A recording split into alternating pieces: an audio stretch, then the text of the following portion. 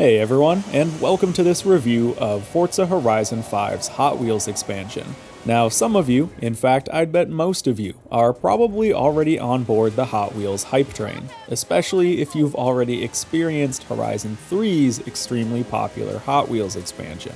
However, I know some of you don't really care about Hot Wheels or don't want more arcadey gameplay in your somewhat more realistic Horizon world, and I feel that. In fact, when Horizon 3 Hot Wheels was announced, I was not on board. I completely avoided the expansion on release, doing everything I could on the mainland and Blizzard Mountain instead. But eventually, I got bored of the main map and thought, what the heck? I'd see what all the hype was about with Hot Wheels and at least check out some of the new drift zones or something. I was pretty quickly hooked, and now consider myself a bit of a Hot Wheels DLC convert. But I still understand what it's like to not be excited for Horizon Hot Wheels. So for the first bit of this video, I want to focus on the value of this DLC if you don't really care much for Hot Wheels in your Horizon, and kind of come from the angle of a skeptic, give the review I would have wanted to see myself back in Horizon 3. Then, I will of course talk about and critique the Hot Wheels focused content itself. But for right now, let's begin with what Horizon is all about at its core, the cars.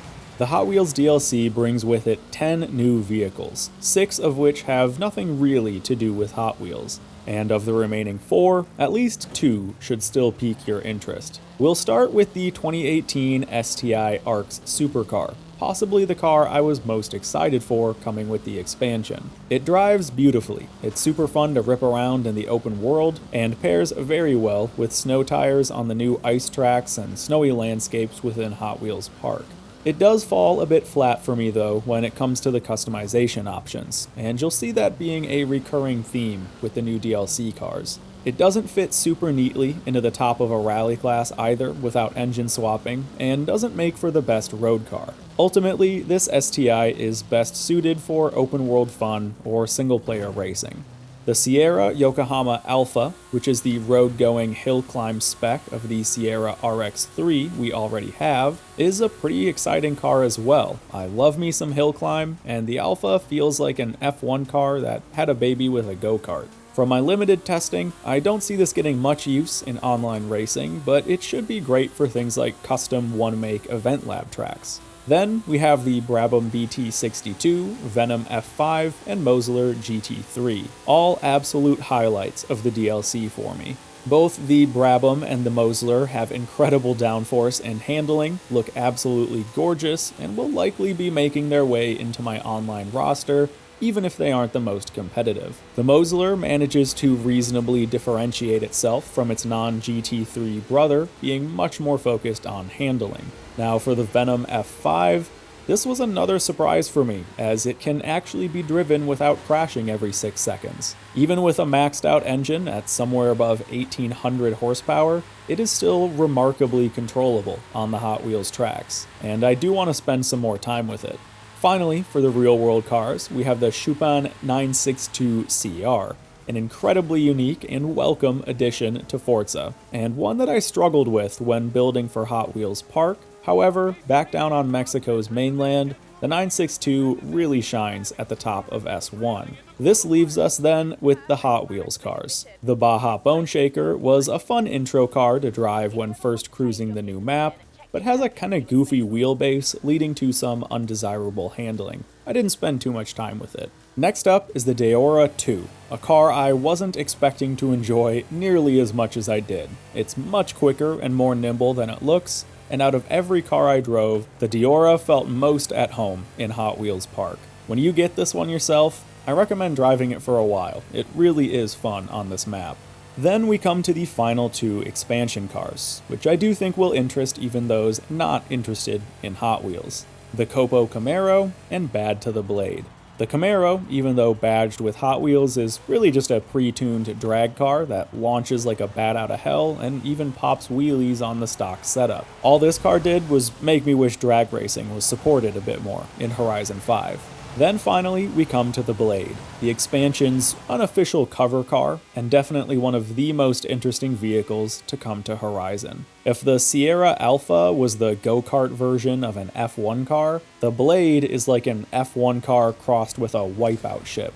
I really feel this is the most exciting car of the expansion, and gives us some true open-wheel racing gameplay that's been fairly under-supported in most Horizon titles. I expect to see a lot of fun IndyCar or Formula liveries for this, and a lot of event labs that focus around it as well.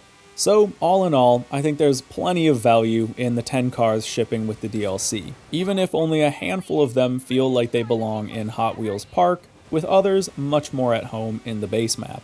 Now, I'd love to talk about another headlining feature that even non-Hot Wheels fans may end up getting a lot of mileage out of. That's the new Event Lab Hot Wheels Creation Kit. This comprises over 80 new pieces in the Blueprint Builder, largely filled with snappable track building props like you'd get for real Hot Wheels tracks. This blows the door wide open on custom tracks, but it's not without its faults, which we'll touch on shortly. For now though, you can see the prop selection is fairly robust and even organized nicely within the UI. With these props, creators will be able to very easily build perfectly smooth racetracks, with smooth bends and elevation change, without any pesky pixel stops. Of course, with preset track pieces, you won't have perfect control over the angles of your corners or height of the elevation change and so on, so this won't be great for building accurate replicas of real tracks, but it's enough to give you plenty of creative freedom for your own layouts. Here's where I had some issues though. For starters, unlike many other props in-game, these Hot Wheels tracks cannot be painted. I have a strong feeling we're all gonna get real sick of Hot Wheels orange track layouts all over Event Lab. I fully believe this could just be a restriction set by Hot Wheels themselves as a way to maintain their brand image, but making these amazing snappable road surfaces and then forcing them to be only vibrant orange is a huge pain. My other issue with the track props themselves are that they essentially all have barrier walls. This means no custom track runoffs unless you make some steep curbing, it means you can't easily choose the width of your track, and it encourages wall riding unless you add something extra to stop it. On top of having color options, having a no barrier version of these track props would have been a massive improvement, and it's something you can already see being used in the rest of the DLC map. It was even in Horizon 3. That aside though, the snapping works beautifully and makes Event Lab so much more enjoyable to use, and I do still imagine these props getting a lot of use in the future. Hopefully the snapping feature gets retroactively added to a bunch of other props already in the builder. Now, on top of this, I do want to talk about the Event Lab as a whole within Hot Wheels Park, because they've done something quite interesting by adding a handful of these Event Lab build stubs around the park. These are basically start points for the snapping Hot Wheels props, letting you merge the existing track into your own custom creation. Now, I know we'd all love the ability to create start points anywhere on the map, but this is a really nice middle ground solution. One last note, and it's an important one, on the subject of Event Lab, is the map itself. I was really hoping we would have the ability to remove all the Hot Wheels tracks from the main map when creating in Event Lab, leaving us with a big empty template to create in. If you've played Halo, think like the custom Forge maps, where they're just big, blank environments to let your imagination run wild. This would have been incredible within Hot Wheels Park and added so much value to the expansion, especially for non-Hot Wheels fans. I mean, think about it. We have 3 very distinct, unique environments with some really exciting terrain, but we can't really build freely because the existing Hot Wheels tracks are already layered all over the map.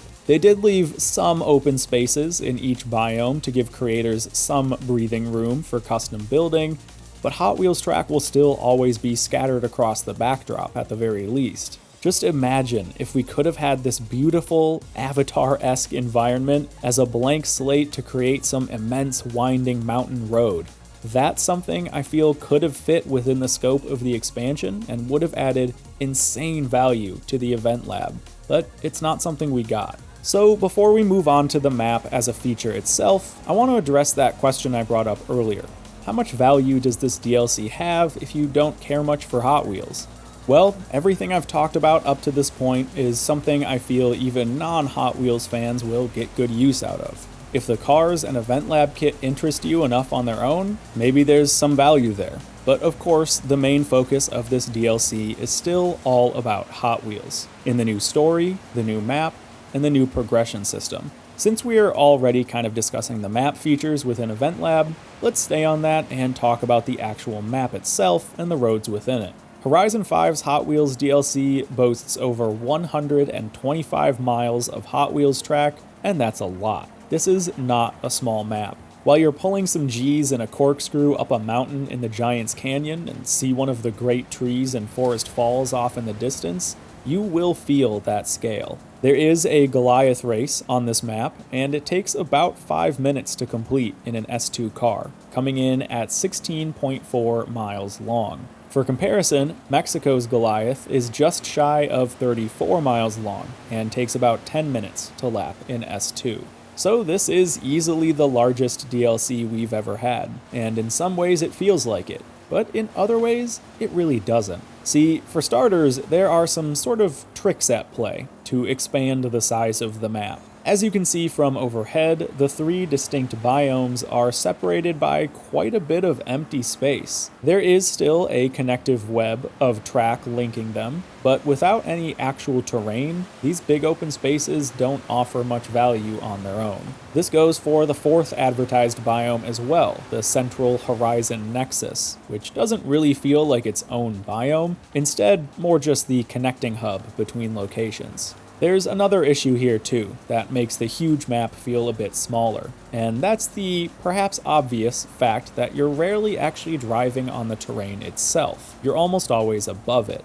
It's fast with big, exciting set pieces, but the smaller details aren't really there. The environments don't feel like places you're driving in and driving through. They don't feel like places to get immersed in and explore. Instead, they're more just like exciting backdrops for the Hot Wheels track. And they are exciting. The roads are fantastically fun. We've got a handful of new types of Hot Wheels track to drive on, like magnetic roads and the water flumes. The mag track makes for some really cool racing too, putting you right up against cliff walls or spinning you in corkscrews up giant trees. In faster cars, it feels like you're in a fighter jet. The elevation in the roads across this whole map is immense. I'm not one to get motion sick, but I felt my stomach drop a bit on some of the bigger, more intense stunts. If you're a fan of high-speed, thrilling driving, the DLC will give you plenty of that.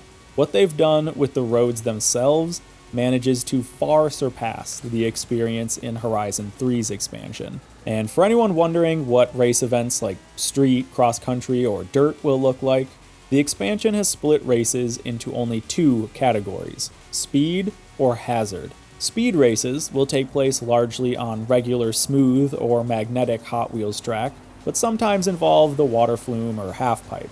Hazard racing is then, of course, mixed surface racing, where you'll drive on bumpy Hot Wheels tracks and the ground terrain itself. You'll also see PR stunts littered around the map as well. The speed zones and cameras are pretty fun. Drift zones need a high-powered car that can link some very wide corners, and trailblazers are absent from the DLC map, for better or worse. One of the other main things you'll likely find yourself doing in Hot Wheels Park is the new story, which, while technically separate to the main progression, is still quite closely linked. And I honestly quite enjoyed it. It's pretty short, but teaches you a lot of fun trivia about the real history of Hot Wheels and has a couple of fun stunts. The main progression, on the other hand, takes place in the Hot Wheels Academy, where you rank up from Rookie to Legend, each rank locking you to a class. This was awesome. It felt not only good just having progression in general back in Horizon 5, but good progression. The challenges start out easy and you'll rank up quick, but they do get a bit more challenging and long as you go on. But even the hardest missions won't give many Horizon vets much of a struggle. You'll get a smaller handful of main missions that form the bulk of your progress, alongside a bunch of smaller, accolade-like missions to fill out a few extra points. I rushed it all the way through to X-Class in about 7 hours, but as you can see, I've not completed much of X-Class at all, and still have things to wrap up in the lower ranks. One of the best feelings in this system was the way they tied meaningful rewards to certain challenges. For example, a certain car will not unlock until you discover all the roads in the new map. Attaching meaningful rewards like this to fun challenges is something I really want to see more of in Horizon, because having clear goals and objectives to shoot for is often what makes gaming fun. So, we've talked cars, event lab, maps, and story, and I think I'll leave you here with some final thoughts after spending about 20 hours with the expansion. I like Hot Wheels as a brand, and I like LEGO, but Horizon 4's LEGO DLC didn't remind me about what I love about LEGO. Horizon 5's Hot Wheels DLC does remind me of what I love about Hot Wheels. For $20 US, the cost of this expansion, you do get a lot. 10 new cars, over 80 props for Event Lab, and a whole new map, story, and progression system. But I can't help but feel like they missed the mark when it comes to the Event Lab. For many players over the past 6 months, Horizon 5 has survived on custom Event Lab tracks alone. It's a free, endless, user-generated content source, and Playground Games had the chance here to give us a Halo 3 Foundry-style template map to unleash our building creativity on, and to generate all this fun content for months, if not years to come. I mean, the recent Hot Wheels Unleashed game gave us an amazing track builder itself, and I would have loved to see some of that care come to Horizon's Hot Wheels Event Lab. That said, if Hot Wheels is your jam, the Hot Wheels Park absolutely still delivers, and if you're just looking for a new sense of progression and rewards, you will definitely find that here in Horizon 5's first expansion. Thanks for watching, I hope you found this review useful or helpful, and I'll see you in the next video.